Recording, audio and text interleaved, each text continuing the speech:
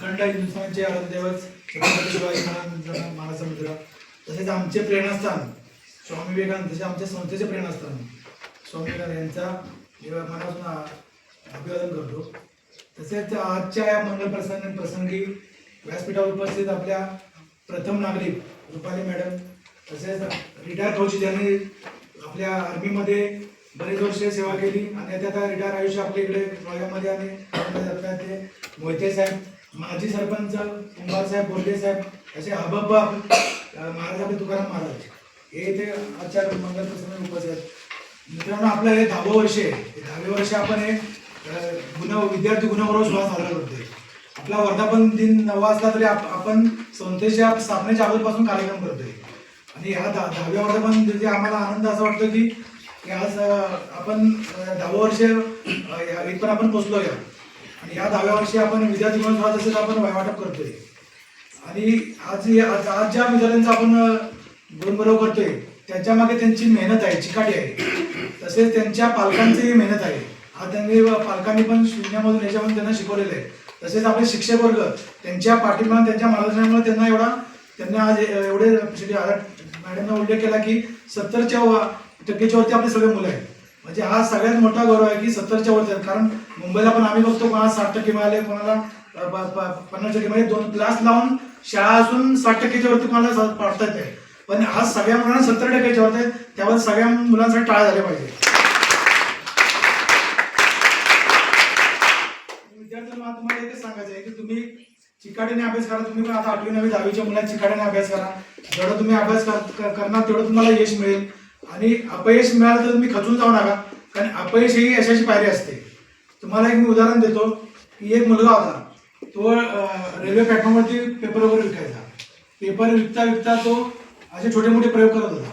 नंतर तिकडच्या टीसीने बघितलं तर हा मुलगा इथे काय काय करतोय, मेहनत करतोय, पेपर पण विकतोय आणि शाळा शिकतोय आणि प्रयोग पण करतोय.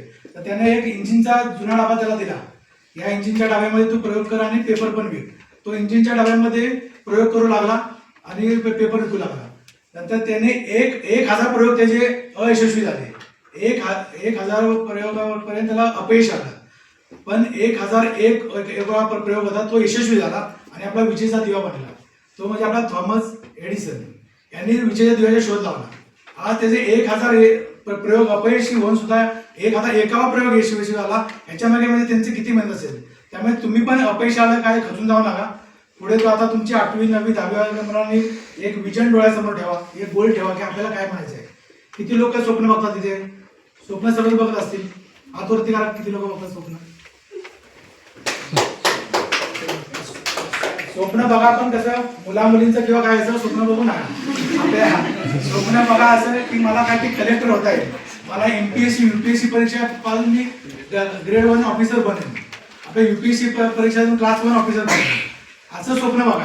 आणि ते स्वप्न मनाशी ठेवून आपण ते ध्येय गाठण्याचा प्रयत्न करा. कारण आता आपल्या बघितलं तर मुंबईपेक्षा गावची मुलं ही MPSC UPSC परीक्षेमध्ये टॉपला असतात. त्यामुळे तुम्हाला आता 10वी नंतर बरेच पर्याय अवेलेबल असतात. 10वी नंतर तुम्ही आर्ट्स घेतलं तर UPSC MPSC किंवा शिक्षक असे तुम्ही कोर्स करू शकता. कॉमर्स घेतलं तुम्ही तर मॅनेजमेंटचे कोर्सेस आहेत, बिझनेस मॅनेजमेंट आहे, वेगवेगळे कोर्सेस आहेत आपले. सायन्स घेतलं तर मेडिकल फील्ड आहे, इंजिनियर आहे, वेगवेगळे आपले कोर्स आहेत. मला कोर्सची माहिती हळूहळू माहितीच पडेल किंवा शिक्षक वर्ग पण देतील. त्यामुळे तुम्ही एक गोल ठेवा की आपल्याला काय बनायचं आहे. आपल्या म्हणजे साहेबांचा एखादा विद्यार्थी जर आपला कलेक्टर झाला किंवा एखादा UPSC क्लास आयुक्त झाला तर आम्हाला आनंदच होईल की आम्ही हे 10 वर्षाचं जे मेहनत आपली संस्था घेते किंवा गोरगरिबांच्या मुलांना आम्ही काय ना काय मदत करत असतो. म्हणजे एखाद्याला फीची अवस्था असली काय तर मॅडम आपण मदत करतो. म्हणजे एखादी पूर्ण परिस्थिती खराब आहे, गरीब आहे, तरी पण बॅग म्हणा, पुस्तक म्हणा, त्यांना आम्ही आतापर्यंत बरेच मदत केलेली आहे. त्याप्रमाणे जर अशी मदत तुम्हाला लागत असेल ती पण आपण करायला तयार असतो. पण तुम्ही शिक्षणाची जिद्द सोडू नका. एवढं करून माझे 2 शब्द जय हिंद जय भारत.